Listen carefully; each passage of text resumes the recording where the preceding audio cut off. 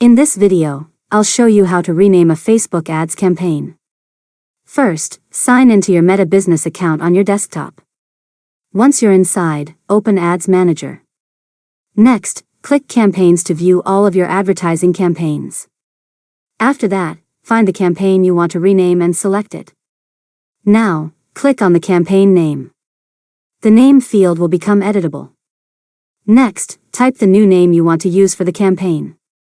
After that, press Enter or click outside the field to apply the change. Now, click Review and Publish if Meta asks you to publish the changes. Finally, wait a few moments for the update to be saved. Your campaign will now appear with the new name throughout Ads Manager. And that's it. You've successfully learned how to rename a Facebook ads campaign. If you found this tutorial helpful, make sure to subscribe to Learn Mode Lab for more tutorials.